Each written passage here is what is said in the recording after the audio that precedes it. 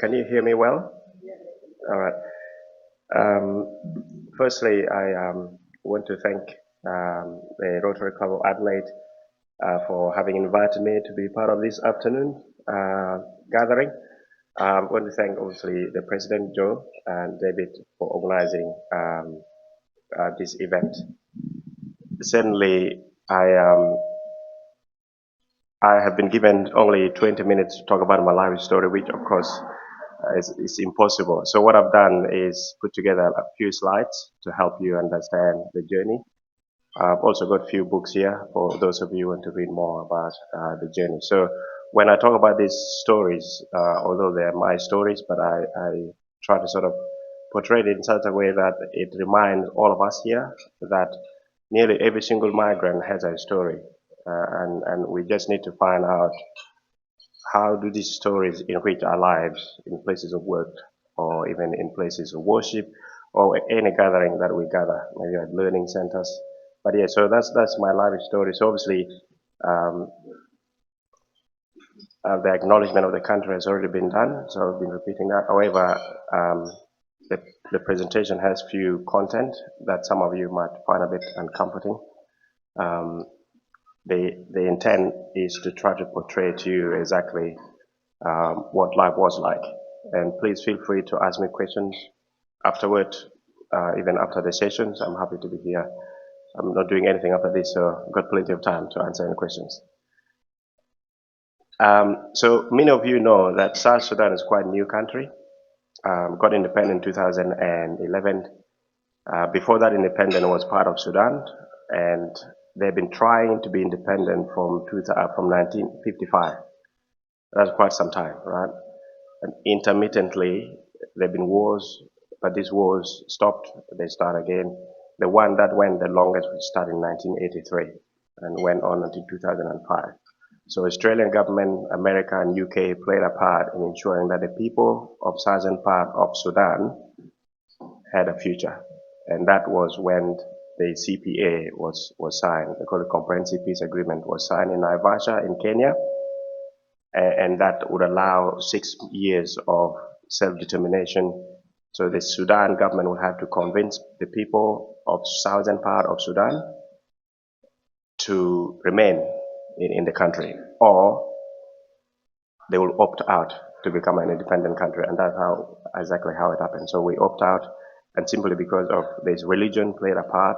Most people, around almost 96% of people of southern part of South Sudan, they're all Christians, and the north, majority of them are Muslims. So religion played a part, and that I think that is where sometimes even leaders, if we don't manage religion and faith issues properly, that's where we seem to get a bit of disunity among the populations. One thing also we talked about South Sudan is that South Sudan itself has a lot of tribes, and these tribes are actually trained differently. So we all know Australia obviously is multicultural.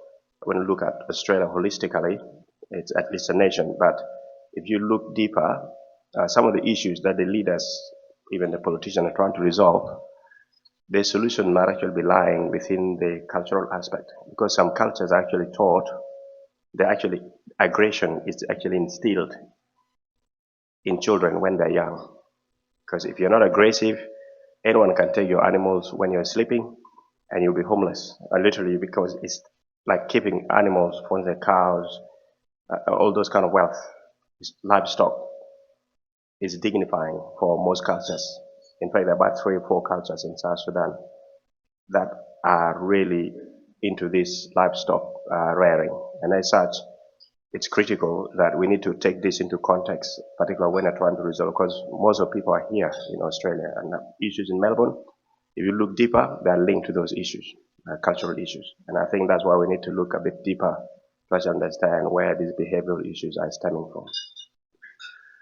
This is, please ask me to speed up if I need to. So this is like a picture showing life in a cattle camp, and also in the village. So that village there, in fact, that was where I was born. And this photo is a bit recent, but looked exactly the same.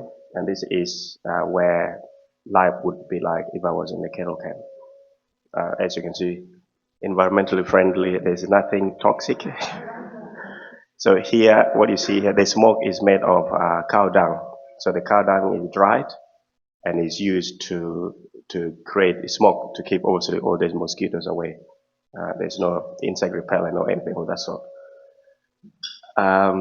So this obviously is not a very nice picture, but that is a reality back home. So obviously, when we started being introduced to the Western education, that's how we're learning actually. This photo is recent, but I'll give you context to it later. But exactly that's how we were actually being taught, which was obviously it's an honor, being able to learn another language, because we always see the Western people coming to the village. We thought these are people come from heaven. We don't know where they live, and of course, I think one thing that I think we take for granted, particularly people in the West, is how much impact you've actually made the world a better place. Because I'm not sure whether people like myself would have had the opportunity to be able to actually share these stories. Like now, I have family of 5, and I don't think they would have a future if it wasn't because of people like yourself. So no matter how much you think you are not contributing much, but those little things, the gifts, the donation, like the Rotarian work that is being done across the globe, is definitely making impact worldwide. So I'm very thankful for that. So we obviously, through a bit of generosity, and I even contributed myself to build that school as one class, and we have six levels of education. So it is quite sad how it is at the moment, because we did that about 5 years ago. It was really good. Everything was working fine. But then rain came and actually destroyed that building. And we've just gone back to where people are studying exactly like the previous photo. And so it's definitely an ongoing challenge. But then when you look at it, you know, it is what it is. Sometimes it's not about where you're learning. It's probably that if we have, so what we've been doing is helping the teacher to remain in the village to be able to teach the kids. The kids can learn anywhere. And in the future, we'll try to work to see what kind of a project to help them. So that was the bit about the village. And then obviously that was when I got taken. So how I was taken by the rebels, this is probably the part you want to hear. So I believe this is probably, it's not the conventional way of how usually rebels would storm into a village and snatch children. So it's done in a very subtle way. They use education as a pretext. However, they needed the condition where they need boys, but they'll give the parents few minutes to decide which of the boys they want to give away. So I obviously was one of the boys. There were 2 of us in the community, in the family. My brother Wani and myself. I was the youngest. So my father selected me, and in fact, I've resented my father for a very long time, because I was questioning myself, like, why was I picked? But then realized that because South Sudan was a quite violent country, there's communal dispute. So my father, I think, thinking was that if I was taken that young, I might be able to adapt quickly, but also if I were to remain, I will not be able to protect the house or the family from other internal conflict. So my brother was old enough. Also, even farming, I won't be able to help them to do farming. So I think that was the rationale behind that. But certainly, I've got all that in the book, so hopefully we get time to read more about it. So I got taken. So we're taken, and then we're subjected to this lifestyle, not lifestyle really, but the conditions we have to live in. So most of the time we move from one place to another, being attacked by aeroplanes. The Sudan government was still fighting us then. So the photo in the middle here shows that this is the labor. We go and actually cut our trees to build our own houses to stay. The photo to the right, that was arrived at a place called Palataka early in the morning, and that's how we would sleep at night. And that was life. Did that for quite some time. And when you see those photos, it's like a reminder. And that's why we migrant, when we are here in places like Australia, we think about the past, and it's quite humbling. It's really, really humbling to be able to sort of have the opportunity to be here. And that obviously went on for a very, very, very long time. And It got to a point where sometimes I was afraid of even going to sleep, thinking that if I fall asleep, I may not wake up. And because there was constant beating. So you go to bed around 11 o'clock, they can storm in anytime, the military police storm in anytime at 1 o'clock, 3 o'clock, and start beating people to make sure that people get up. You go and line up and I'll pitch like this, also not as beautiful as this, but certainly they will line you up and actually do their matching orders, military style. But yeah, so that was the challenges that we went through and went on for 10 years. 10 years in that condition. And that's how we were preparing food. Most of the time, obviously, the food is not enough, so we rely on leaves and maybe roots of trees as well. So one other thing also, the constant fear we had also was the government of Sudan would send antinopes. I'm not sure whether antinopes, they are like war planes, they carry bombs, and literally when you hear them, like even the first time when I arrived in a refugee camp for 3 months, I was afraid of any sound of airplane. Every time I hear airplane, I'll start running around looking for a bunker like that to try to hide, because thinking that it was all these planes coming to drop bombs. And of course, this is also within that suffering. There was, for some reason, we came across some people. Like there was an organization called Norwegian People Aid, and there was an organization called ADE, and we also have a Catholic Relief Services, and there was a priest named Father Gary in a place called Palataka. It made me wonder, why were these people here? And they were there obviously to help us, literally. And this is, I think, the spirit of Rotary when I talk about, because some of the people we're helping as Rotarian, we never get to meet them. And in fact, we get to meet them, we're lucky and we're thankful. But in most cases, we do this thing because it's a calling. And I think that's why I got a quote from Mark Twain at the end to talk about the purpose of existence. You know, why do we exist as individuals? You know, and that I think is something, the spirit of Rotary, and I believe that is one of the things that I think as a Rotarian we should really be proud of, because we are definitely contributing to the universe. I'm very thankful for that. I think the battery is.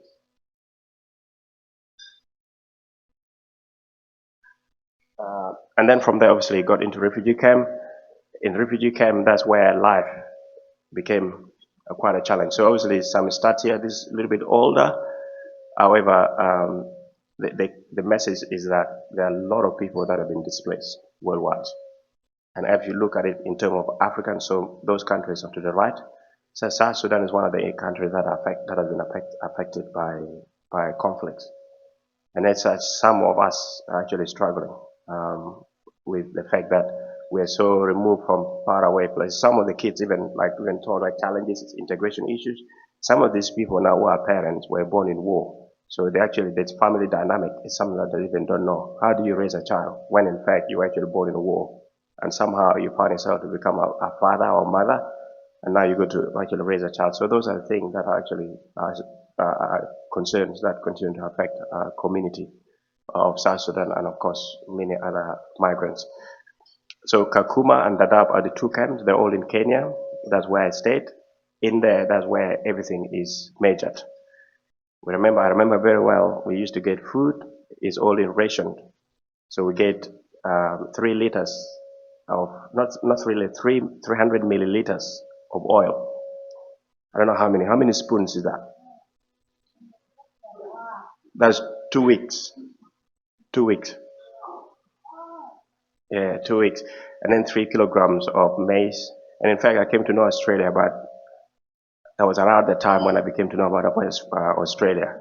And that's why I'm keen to talk to some of the farmers, because we came to know about the wheat flour with a weird animal on the back, the kangaroo.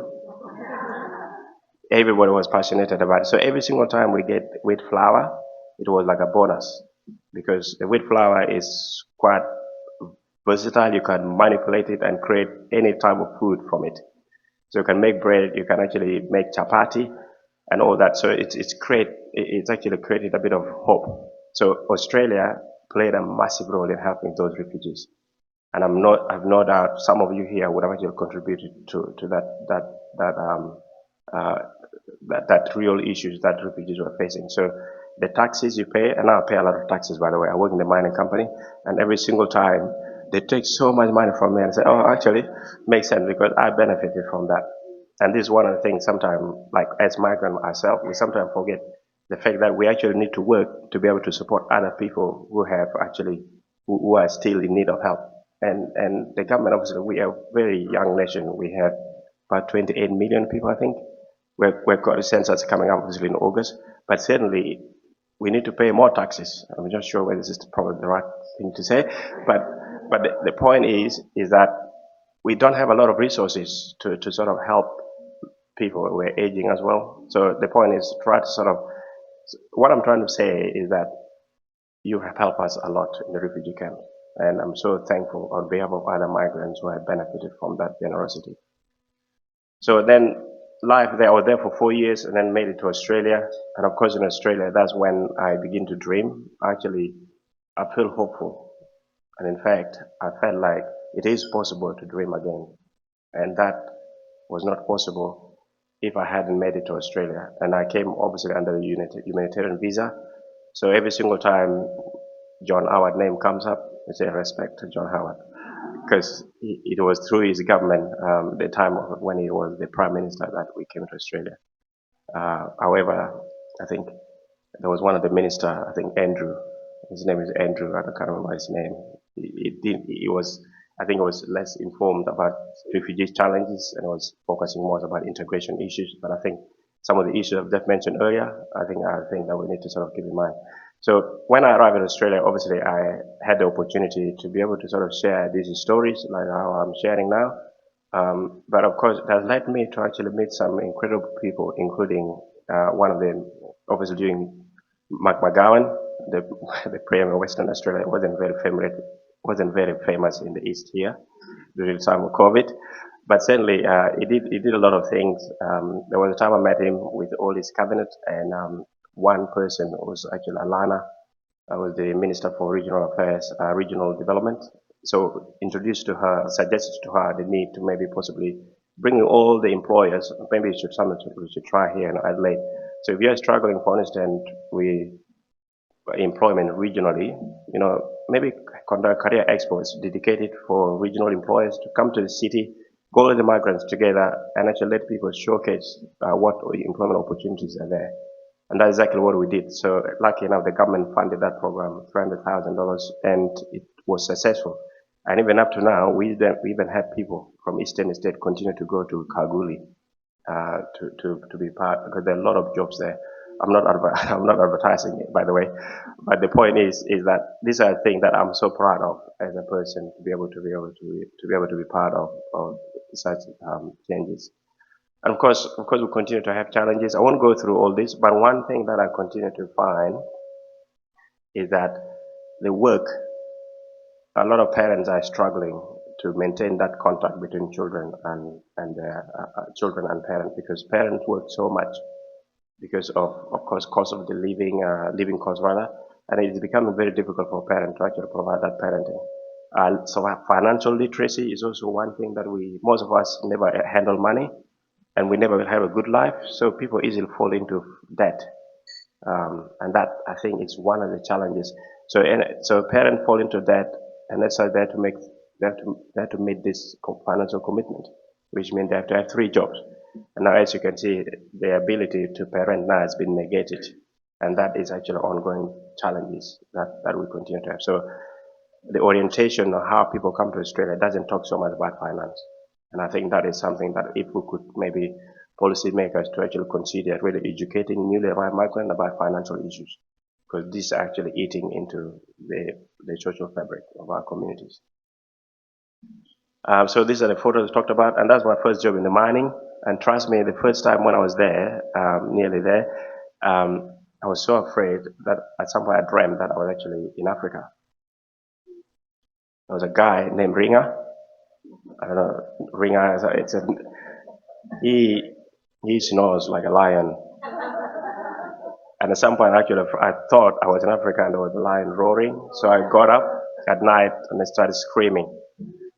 But lucky enough, I was in the Kimberley, quite far, so we don't have lions over there.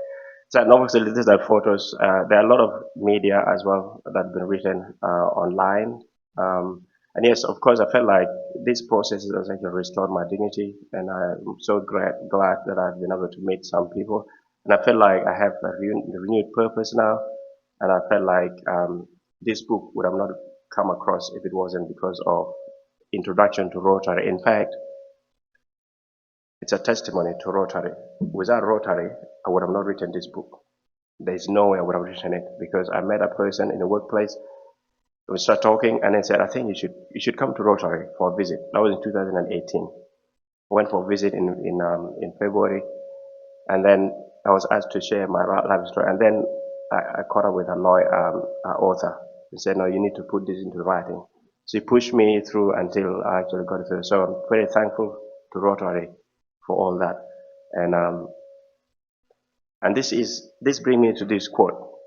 And I think so. The purpose of my existence is really to be able to share this, and maybe to actually make people understand that although we come from difficult backgrounds, we can still contribute and maybe improve someone else's life, like what you've done.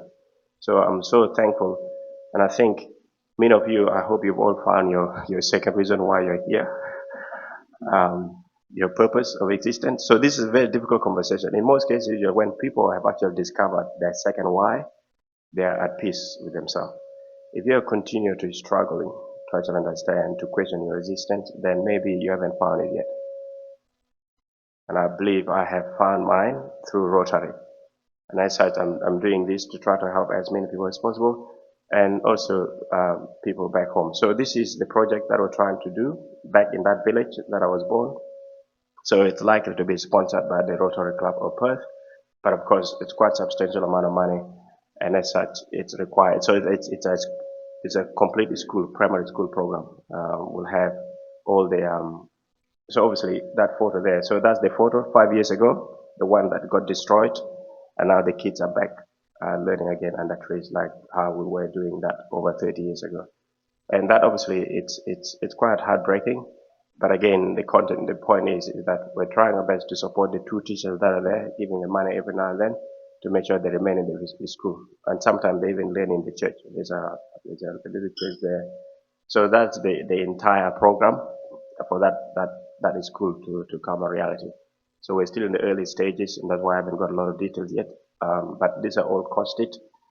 The point is to try to sort of present that to the Rotary Club of Perth, and hopefully they can sponsor it, and we'll try to sort of maybe look for funding to ensure that it's done. Firstly and last, I want to thank you for really giving me the opportunity. And once again, on behalf of a lot of migrants like myself, I want to thank you and really, really appreciate the contribution you continue to make as a Rotarian and also as Australian taxpayers to the universe. And really, just want to thank you again, and please continue to be a blessing to others. And if I've been speaking to, like, sometimes get invited to speak at like Australian Home Affairs, refugees, settlement agencies, schools, as well as government, local government opportunities. So if there are organizations out there that you believe would benefit from such stories, of course, it's a long story, but it's all condensed. But feel free, please, to share my contact with them, and I'll be happy to share my story. And I must say one last thing is that not every migrant is grateful. And that is sad. That is really, really sad. And I think that's why we need to sort of, this conversation need to carry on. And if you employ migrants, please get to know them a bit more, know their stories, and hopefully that'll help them understand that they're in the right place. Once again, I want to thank you for your time, and may God bless you.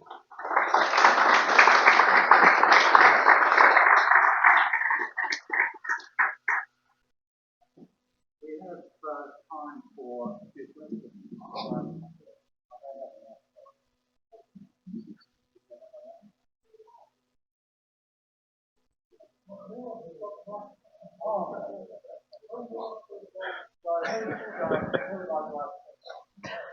Thank you. That was amazing. Just want to know, how did you get from being in captivity to the refugee camp? Yeah. Yeah. So I escaped. Obviously, the thing is, so you know the food that they give us, like even when I was in the rebel camp, we were given food. So I prayed to get sick in 2000. And up to now, I regret that prayer because I really felt sick. I got pneumonia and I was admitted in hospital for almost 21 days. I nearly died because people are actually dying in order. Like, I remember this guy was looking after me. And the reason why I went to fall sick was that if I had fallen sick, then the food they give me, I can maybe save some of it and maybe sell it to get some money to escape. And that's exactly what happened. So we escaped through, like, obviously they have trucks that usually bring food to the refugee, like a displaced camp. It's called Loboni. And yeah, so we borrow ourselves, like sort of pay the money to the driver. And like, it's kind of smuggling, really, to cross into the border. The worst thing is that you go to Uganda, and then from Uganda you go back to South Sudan, and then you get to Kenya. So it wasn't easy because of, like, but yeah, but we thank God I managed to get to the border. It's a town called Lokichogyo. When you're there, we're obviously asylum seekers for 7 days, and that's why I don't know how old I am, which is kind of cool actually. So in most cases, usually we don't give birth dates. We don't keep record. We don't know why. Anyway, in fact, we don't have a reason for it why we need to keep the birth date. So I didn't have any. So my date of birth could be any date, which is quite a good thing, I think. Yeah.